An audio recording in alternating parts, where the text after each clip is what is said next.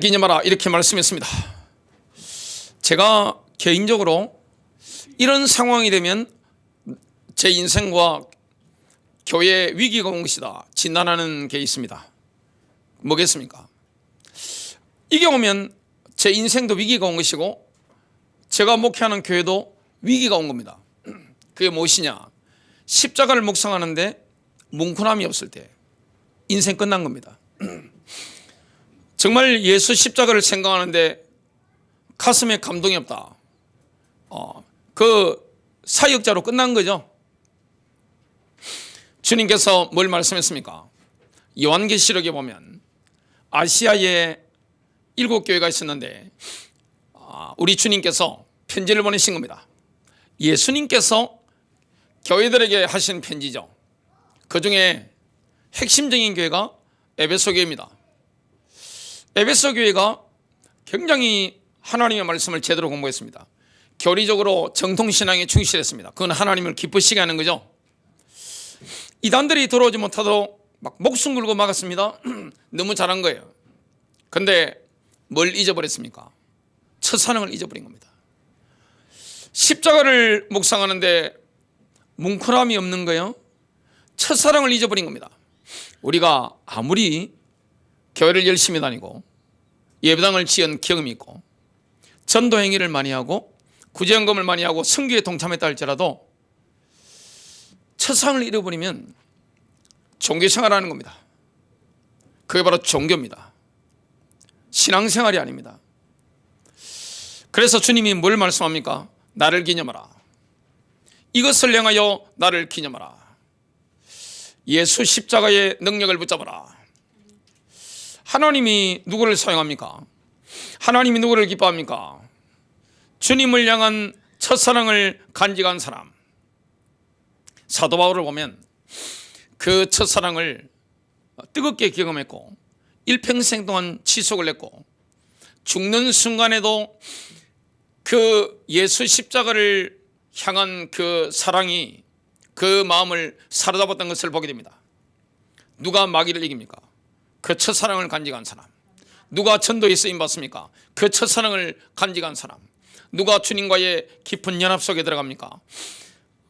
그 주님을 뜨겁게 만났던 그 첫사랑을 경험한 것을 늘 경험하고 누리는 사람. 이런 사람을 통해 하나님 역사하시는 걸 보게 됩니다. 하나님이 그 일을 하시는 거죠. 주님은 놀라운 일을 행하셨는데 제약된 우리 인생을 구원하시기 위해서 전부 계획하신 겁니다. 이게 영적인 신비인데요. 하나님이 우리가 태어나기도 전에 우리를 구원하실 것을 완벽하게 계획하신 겁니다. 저와 여러분이 태어나기도 전에 하나님 우리를 아신 거예요. 우리가 가야 할 길을 전부 예정하신 겁니다. 신비죠? 우리 주님은 창세전부터 저와 여러분의 구원을 준비하신 겁니다. 기독교 신학에 굉장히 유명한 인물이 있는데 바로 어거스틴이죠. 로만 캐톨릭 신학과 지금 우리가 서 있는 이 기독교 개신교 신학이 양대 산맥이 거기서 다 나왔는데 그 어거스틴이 이런 말을 했습니다. 이상하다. 하나님이 나를 사랑하신다니 참으로 이상하다. 하나님께서 이 지구상에서 나밖에 사랑할 사람이 없는 것처럼 나를 사랑하신다니 너무 신기하다는 거죠. 하나님이 우리에게 주신 은혜 가운데 가장 큰 은혜가 무엇입니까? 구원의 은혜입니다. 그 사랑을 간직한 사람, 그게 바로 신앙생활입니다. 구약을 한번 들어가 보겠습니다. 구약에 예수 십자가를 미리 보여주는 사건이 있습니다. 그걸 하나님께서 명절로 제정하시고 이스라엘 백성들로 하여금 모세 때로부터 약 1500년 동안 예행 연습을 하게 했습니다. 그게 무엇이냐? 바로 유월절입니다. 하나님은 이스라엘 장자들의 생명을 살리신 유월절을 영원한 기념일로 제정하셨죠. 출애굽기 12장 11절부터 13절입니다. 여호와의 유월절이니라. 내가 그 밤에 애굽 땅에 두루 다니며 사람이나 짐승을 막론하고 애굽 땅에 있는 모든 처음 난 것을 다 치고 애굽의 모든 신을 내가 심판하리라. 나는 여호와라. 내가 애굽 땅을 칠 때에 그 피가 너희가 사는 집에 있어서 너희를 위하여 표적이 될지라. 내가 피를 볼 때 너희를 넘어가리니 재앙이 너희에게 내려 너희를 멸하지 아니하리라. 이스라엘 백성들은 400년 동안 이집트의 노예 생활을 했습니다. 뭘 보여주는 겁니까? 우리가 그리스도의 십자가를 경험하지 못했을 때 사단의 권세 아래 있었습니다. 어둠의 권능 아래 우리가 있었던 거죠. 그걸 보여주는 겁니다. 그런데 이스라엘 백성들이 유월절 어린 양의 피를 바른 그날 밤에 놀라운 일이 일어났습니다. 이렇게 말씀합니다. 출애굽기 12장 27절 너희는 이르기를 이는 여호와의 유월절 제사라. 여호와께서 애굽 사람에게 재앙을 내리실 때 애굽에 있는 이스라엘 자손의 집을 넘어사 우리의 집을 구원하셨느니라 하며 백성이 머리 숙여 경배하니라. 이 밤에 어떤 일이 일어났습니까? 출애굽기 12장 41절입니다. 430년의 끝 아브라함에게 약속하신 때죠. 즉 그날이 되었을 때 주의 모든 군대가 이집트 땅에서 나왔더라. 이전에는 이스라엘 백성들이 짓밟히는 노예였죠. 그러나 유월절 어린 양의 피를 바른 그날 밤에 여호와의 군대가 된 겁니다. 뭘 말합니까? 저와 여러분이 그리스도의 십자가를 경험하기 전까지는 사단의 노예였습니다. 세상 가운데 있었습니다. 그런데 우리가 예수 십자가를 체험한 그 순간부터 어떻게 됐습니까? 주님의 군대에 들어온 겁니다. 뭐가 생긴 겁니까? 이전에는 마귀의 종이었는데 사탄과 적이 된 거죠. 강력한 그리스도의 군사가 된 겁니다. 이전에는 우리가 마귀에게 당하고 살았죠. 저는 정령 숭배 지역에서 살았습니다. 제가 살았던 동네는 교회가 없습니다. 제가 어린 시절에 두 군데 마을에 살았는데 그 마을에는 두 군데 다 교회가 아예 없습니다. 지금도 기억이 나는데 제가 아주 어릴 때 오줌을 이렇게 잘 쌌습니다. 낮에 잘 싸는 게 아니라 밤에 잠을 자면서 오줌을 싸고 그랬습니다. 굉장히 많이 시달렸습니다. 제가 정령중 숭배 지역에 자라기 때문에 얼마나 많이 시달리느냐. 잠만 자면 악몽을 꾸는 거예요. 야, 어찌나 귀신이 잡으러 오는지. 그래서 막 치고받고 싸우고 그냥 악착같이 싸우고 그러다 보면 무서우니까 오줌을 싸고 지도를 그리고 그러면 재수없다고 저희 어머니께서 옆집으로 보냅니다. 그 곡식을 이는 키 그걸 머리에 쓰고 바가지를 이렇게 들고 가면 옆집에 가면 제 친구 어머니가 계셨는데 또 쌌어 하면서 바가지 가지고 제 머리 뭘 쓰고 있으니까 한 대 살짝 때리고 오줌을 쌌으니까 소금을 이렇게 주고 소금을 뿌리고 소금 뿌리도 상관없더라고요. 얼마나 제가 오줌을 잘 쌌는지 초등학교 5학년 때까지 오줌을 쌌습니다. 굉장히 많이 시달렸죠. 제가 정령숭배 지역에 자랐기 때문에 저희 고향은요 소나 개나 짐승이 새끼한테 젖을 주지 않아서 새끼들이 죽어나갈 때 바로 효과를 보는 게 있습니다. 무속인한 데 가서 부적을 받아가지고 그 마구간에 붙여 뿌리면 소가 누워있다가 갑자기 벌떡 일어나서 새끼에게 젖을 주는 겁니다. 이게 삶이었습니다. 이사를 잘못 가면 어려움을 당하고 무덤을 잘못 건드렸는데 제 남동생이 죽고 저 아버지 말씀입니다. 이게 삶이었습니다. 완전히 운명 가운데 완전히 눌려서 살아왔습니다. 어두운 가운데 있었던 거죠. 근데 그리스도의 보혈의 능력으로 말미암아 거기서 해방받은 겁니다. 사단의 권세에서 해방받은 거예요. 죄에서 완전히 해방받은 겁니다. 이전에 우리는 마귀의 법을 따라 살았습니다. 그러나 그리스도의 십자가의 능력으로 말미암아 이제는 어떻게 됩니까? 원수가 생긴 것이고 예수 이름 부르는 순간에 승리하는 거죠. 제가 그런 지역에 살다가 예수를 믿는데 교회를 가니까 귀신 때려잡는 법을 가르쳐 주더라고요. 예수 이름을 불러라 그러는 겁니다. 제가 교회 간 지 얼마 되지도 않고 신앙이 뭔지도 잘 모르는 상태에서 부적을 하나님 싫어하시네. 그래서 부모님 주무시는 안방은 부적을 못 떼고 두들겨 맞을 것 같으니까 제 방에 부적을 확 떼버렸습니다.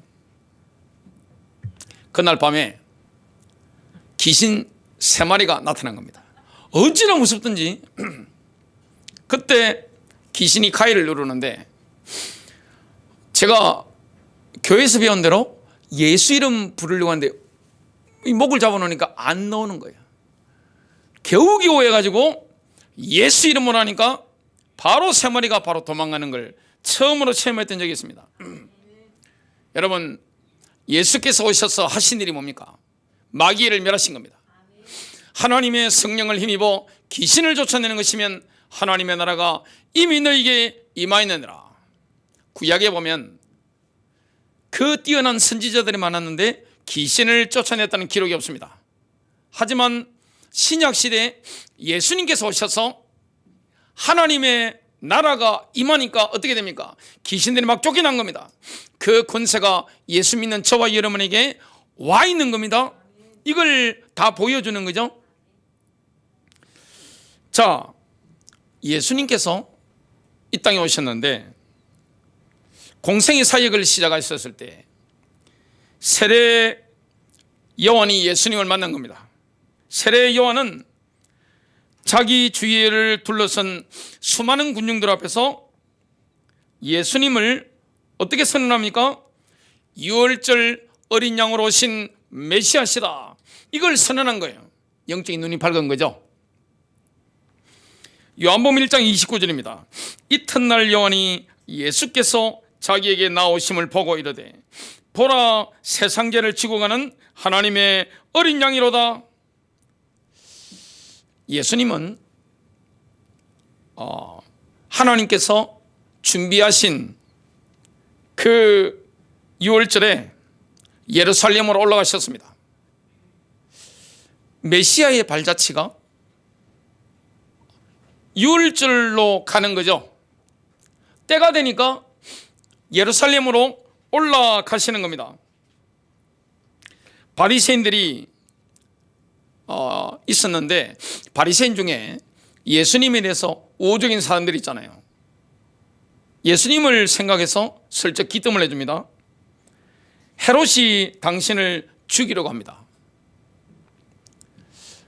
정치 권력자가 예수님을 죽이려고 했죠. 위협이었죠. 하지만 쓸모없는 위협이었습니다. 예수님께서는 사역하실 날이 이틀 더 남아있다는 말씀을 하시죠. 누가복음 13장 31절부터 33절입니다. 그날에 바리새인 몇 사람이 와서 주께 말씀드리기를 나가서 여기를 떠나소서 헤롯이 당신을 죽이려고 하나이다 라고 하니 주께서 그들에게 말씀하시기를 가서 그 여우에게 말하라. 예수님이 정치인을 말씀하실 때 여우라는 표현을 하는 겁니다. 예수님은 가난하고 힘든 사람들에 대해서는 한없이 자비로우셨지만 종교 엘리트들, 정치 엘리트들에게는 그냥 가차없이 비난과 비판, 저주까지 품어부으신 것을 보게 됩니다. 가서 그 여호에게 말하라. 보라, 오늘과 내일 내가 마귀들을 쫓아내며 병을 고치려니와. 예수님께서는 십자가 달리시기 전까지 뭐 하셨습니까? 마귀들을 내어 쫓으신 겁니다. 질병을 치유하신 겁니다. 그게 뭡니까? 하나님의 나라입니다. 셋째 날에는 온전하게 되리라. 그러나 나는 오늘도 내일도 그 다음 날도 내 길을 가야만 하리니 이는 선지자가 예루살렘 밖에서 죽을 수 없습니다. 예수님이 땅에 왜 오신 겁니까? 죽으러 오신 거죠. 예수님은 제자들에게 자신이 유월절 날 십자가에 못 박힐 것을 정확하게 말씀하셨죠. 마태복음 26장 2절입니다. 너희가 이틀 후면 유월절인 것을 아나니 그러면 인자가 넘겨져 십자가에 못 박히리라고 하시더라. 근데 예수님을 십자가에 못 박으려고 하는 대제사장 그룹이 있었습니다. 여러분, 대제사장 그룹은 뭐 하는 사람들이죠? 지금 모세 때로부터 지금까지, 그때까지 오실 메시아를 준비하는 사람들입니다. 의가 없는 일이 일어난 거죠. 그들이 예수님을 알아보지 못하고 예수님을 죽이려고 작정을 지금 하고 기다리고 있는데 그 타이밍만 보고 있는 거죠. 예수님이 그 당시에 뭘 하신 겁니까? 이 대제사장 그룹의 밥그릇을 건드리는 거죠. 권력의 핵심 이익 부분을 건드리니까 이들이 예수님을 죽이기로 결정을 한 상태였죠. 마태복음 26장 3절부터 5절입니다. 그때의 선임 제사장들과 서기관들과 백성의 장로들이 예수님을 십자가에 못 박는 데는 종교 권력, 정치 권력이 그리고 이스라엘 백성들 여론이 함께 동참한 겁니다. 가야바라고 하는 대제사장의 관저에 모두 모여 교묘한 방책을 써서 예수를 붙잡아 죽이려고 언론하더라. 그들이 뭐 하는 겁니까? 음모를 꾸미는 겁니다. 그러나 그들이 말하기를 백성 가운데 소요가 일어나지 않도록 명절날에는 하지 말자고 하더라. 인간이 하나님의 계획을 막을 수 있습니까? 못 막습니다. 지금 예수님은 하나님께서 준비하신 유월절에 십자가 지시려고 지금 발걸음을 내디셨는데 대제사장들은 뭘 두려워합니까? 민중봉기를 두려워하는 거죠. 예수님이 너무나 인기가 있었기 때문에 하나님 나라가 예수를 통해서 임했으니까 질병이 떠나가고 귀신이 막 떠나가는 겁니다. 이걸 실제로 경험한 사람들이 너무나 많은 겁니다. 그러니까 유월절은 피하자고 결론을 내린 거죠. 유월절에 전 세계에서 유대인들이 모여드는 겁니다. 200만 명 아니면 250만 명이 예루살렘에 모여든 겁니다. 엄청나게 많은 인구가 들어찬 겁니다. 잘못하면 어떻게 됩니까? 폭발하는 겁니다. 그래서 위험하니까 데모가 일어나면 안 되니까 이때는 하지 말자, 그렇게 결론을 내리고 있었죠. 유월절만큼은 예수님을 죽이는 걸 피하자 이렇게 했습니다. 하지만 하나님은 하나님의 스케줄을 하시는 겁니다. 우리 인생도 마찬가지입니다. 하나님은 여러분을 향한 계획을 반드시 이루어 가시는 겁니다. 그게 바로 섭리죠. 하나님의 섭리를 따라 저와 여러분의 인생이 가는 겁니다. 교회도 가는 것이고 예수님의 그 발걸음도 그렇게 인도를 받는 거죠. 대제사장의 생각을 번복하는 계기가 되는 일이 일어납니다. 누굽니까? 가룟 유다입니다. 가룟 유다가 등장해서, 가룟 유다는 성경에 보면 막이라는 표현을 예수께서 하셨죠. 어디에 눈이 멀었습니까? 돈에 눈이 먼 겁니다. 그래서 예수님을 팔아넘기겠다고 했습니다. 얼마 주겠냐고 물어봤습니다. 마태복음 26장 15절이죠. 그들은 기뻐하면서 은 30개를 이렇게 줬습니다. 가룟 유다가 대제사장들의 그 사병들을 데리고 어디로 갑니까? 예수님이 기도하고 계시는 겟세마네 동산으로 가게 됩니다. 뭘 합니까? 배반의 키스를 하게 됩니다. 이 마귀가 그렇게 인도를 한 거죠. 근데 이 일을 막아보려는 사람이 있었습니다. 로마 총독 본디오 빌라도입니다. 정치인들이 얼마나 똑똑합니까? 정치인들은 흔히 깨고 있잖아요. 이 빌라도가 지금 대제사장의 속셈이 뭔지, 유대 장로들의 속셈이 뭔지 훤히 꿰뚫어 보고 있습니다. 그리고 예수님이 죄가 없으시다는 것을 훤히 알고 있습니다. 그래서 카드를 한 장 사용하기로 한 겁니다. 그게 무슨 카드입니까? 6월절이 되면 로마 총독이 3인권을 이렇게 사용하는 거죠. 그래서 당연히 강도로 잡혀 있었던 바라바와 예수님 가운데 본인이 이야기를 하면 유대인들이 예수님을 놓아주라 그렇게 할 것으로 생각을 한 거죠. 근데 대제사장 그룹이 수가 더 뛰어난 겁니다. 뭘 뿌리는 겁니까? 돈을 다 뿌리는 겁니다. 하나님은 하나님의 계획을 이루십니다. 사람이 하나님의 계획을 못 막아요. 하나님이 하시고자 하는 일을 못 막습니다. 아무리 정치 권력과 종교 권력이 막는다 할지라도 하나님께서는 하나님이 하시는 일을 쭉 진행하시는 겁니다. 역사의 주관자 누굽니까? 하나님이십니다. 여러분 인생의 주관자가 누굽니까? 하나님이십니다. 저는 제가 이렇게 예수 믿는 것이다, 제 머리로 이해가 안 됩니다. 제가 목사가 돼서 일평생 진리의 말씀을 선포하게 될 것이다, 아예 이해가 안 됩니다. 저는 어린 시절에 선생님이 그랬습니다. 너는 중고등학교 역사 선생이나 대학 교수가 되라, 그 말씀하셨는데 영 다른 길을 제가 걸어가게 되는 겁니다. 못 막는 거예요. 제가 이사를 다니는데, 이사를 굉장히 많이 다니는데 제가 의도해가지고 간 적이 없습니다. 항상 하나님께서 이렇게 끌고 제 인생을 다니신 겁니다. 하나님은 주권을 가지고 지금도 역사하고 있습니다. 역사의 주관자 예수 그리스도십니다. 저와 여러분 인생을 섭리하시고 이끄시는 분이 예수 그리스도십니다. 하나님은 하나님이 작정하신 6월절에 예수님이 십자가에 못 박히도록 계획하시고 인도하셨죠. 그걸 대제사장 그룹, 장로들이니까 정치 그룹, 이 사람들이 막아보려고 했는데 안 되는 거예요. 로마 총독 빌라도가 예수님을 건져주려고 몸부림을 치는데도 대세에 밀리는 거예요. 그러니까 로마 총독 빌라도가 뭡니까? 손 씻어버리고 나는 일에 상관이 없다 했는데 그 스케줄이 막 진행이 되는 거죠.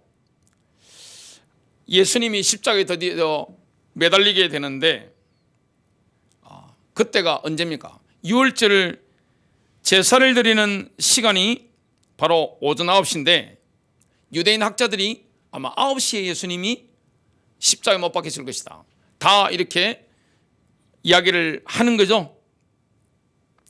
그 시간에 예수님이 십자가에 못 박히시는 시간에 골짜기 저편에서는 어떤 일이 일어납니까? 제사장이 오후에 잡을 6월절 어린 양을 제단불에 묻고 있었습니다. 시편 118편 22절부터 24절입니다. 건축자들의 버린 돌이 모퉁이의 머릿돌이 되었나니, 예언이 되어 있던 거죠. 이는 주께서 행하신 것이요 우리 눈에 놀라운 것이로다. 지금 유대인들이 이 찬양을 부르고 있는 겁니다. 자기들은 이 의미가 어떤 의미인지 잘 모르고 시편을 막 찬양하고 있는 거예요. 이 날은 주께서 정하신 날이라. 이 날에 우리가 즐거워하고 기뻐하리로다. 시편 118편 27절입니다. 하나님은 우리에게 빛을 보여주신 주시니 끈으로 희생제물을 제단 뿔들에 멜지라. 이런 놀라운 일들이 하나님의 계획 가운데 일어나는 겁니다. 여러분, 이 하나님의 이끄심 완전합니다. 하나님의 섭리하심 완전합니다. 하나님께서 예수님의 발자취를 완벽하게 인도하셨던 것처럼 저와 여러분의 인생의 발걸음을 완벽하게 인도합니다. 하나님의 섭리를 누가 벗어날 수 있습니까? 우리가 자유의지가 있는 건 맞지만 하나님이 우리 인생을 섭리하시잖아요. 제가 이때까지 인생을 살면서 인도받았던 거 보면 저는 왼쪽으로 가려 했는데 하나님 자꾸 오른쪽으로 인도하시는 거예요. 어떨 때는 막으시는 거예요. 어떨 때는 막 열어버리는 거예요. 어떨 때는 어떻게 됩니까? 사람을 붙여버리는 거예요. 어떨 때는 저한테 책을 안겨주시는 거예요. 어떤 경우에는 읽도록 만드시는 거예요. 어떤 경우에는 중요한 세미나에 참석하게 만드시는 거예요. 봐야 될 걸 하나님 보게 하시고, 만나야 될 사람 만나게 하시고, 가야 될 곳을 하나님 열어주셔서 가게 하시는 거예요. 만나지 말아야 될 사람은 어떻게 되느냐? 하나님이 막아버리는 거예요. 하나님은 구원의 스케줄을 완벽하게 이끌어가는 겁니다. 예수님이 이런 놀라운 일들을 하신 겁니다. 마지막 포인트인데요, 마지막 6월절과 첫 번째 성찬식을 기점으로 이 날을 기념하라가 나를 기념하라로 바뀌었습니다. 옛날에는 6월절 나를 기념했는데 예수님께서 뭘 말씀하는 겁니까? 나를 기념하라. 초대 교회를 보면 사도행전 1장, 2장, 3장에 이방인이 없습니다. 다 유대인들입니다. 유대인들 가운데 예수를 믿는 이런 분들이었죠. 그러니까 6월절이 뭔지 정확하게 아는 사람들이었죠. 초대교회의 특징이 있습니다. 모일 때마다 성찬식을 한 겁니다. 여러분, 예배의 중심이 초대교회는 말씀과 함께 성찬식이었습니다. 왜냐? 나를 기념하라. 그걸 분명히 붙잡고 인도를 받았던 거죠. 여러분, 성찬식은 무엇입니까? 주님이 우리를 위해서 생명을 내놓으신 거죠. 피 흘리신 겁니다. 뭘 우리가 다짐하는 겁니까? 예수님처럼 저와 여러분도 우리 주님께 신실할 것을 고백하는 겁니다. 예수님께서 교회 안에 있는 형제 자매들을 위해서 생명을 내주신 것처럼 저와 여러분도 주님이 피 흘려 죽으신 그 사람들을 위해서 나도 헌신하겠다고 결단을 내리는 시간입니다. 이런 의미가 있는 거죠. 예수님께서 최후의 만찬 때 나를 기념하여 이것을 행하라 이렇게 말씀하신 것은 유월절을 지키라는 말씀이셨습니다. 유월절을 지킬 때 나를 기념하라. 그래서 초대교회는 모일 때마다 성찬식을 하면서 예수님을 기념한 거죠. 자, 마태복음 26장 26절부터 28절을 읽어보겠습니다. 받아서 먹어라. 이것은 내 몸이니라 하시고.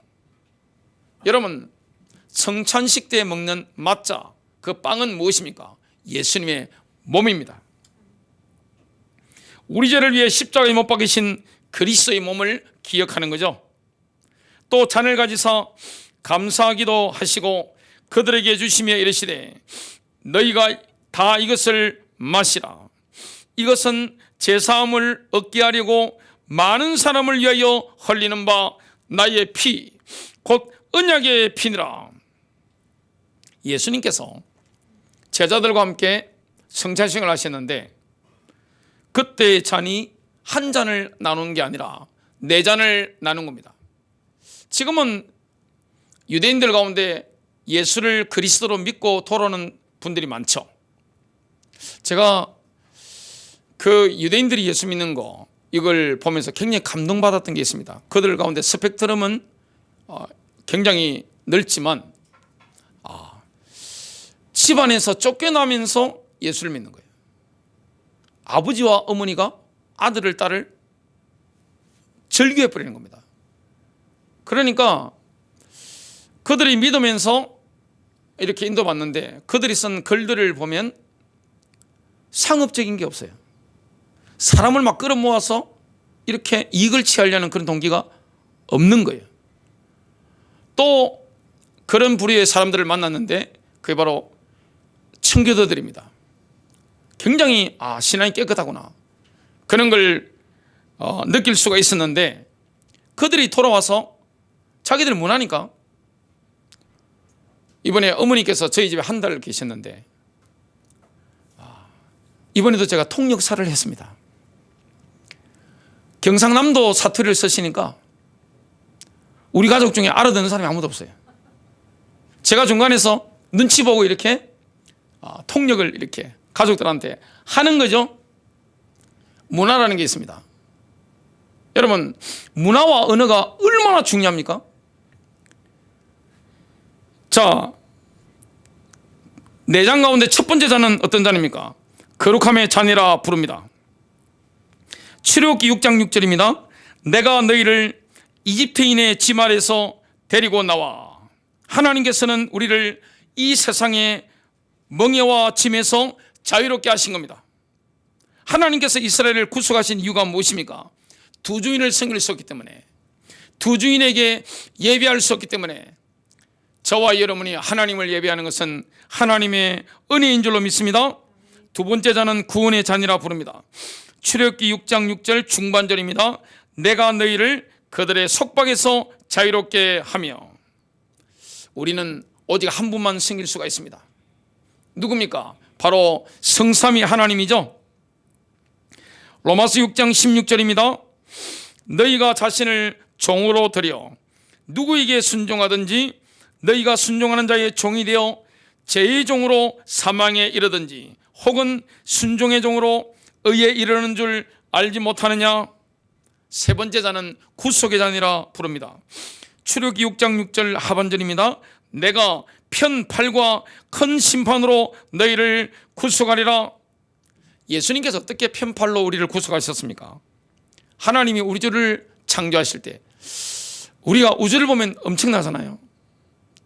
제가 시간이 나면 휴식할 때 보는 게 두 가지가 있는데 인간의 몸이 얼마나 오묘한가 그런 걸 주로 관찰하고 하늘의 별자리 우주를 바라보는 이걸 굉장히 좋아하는데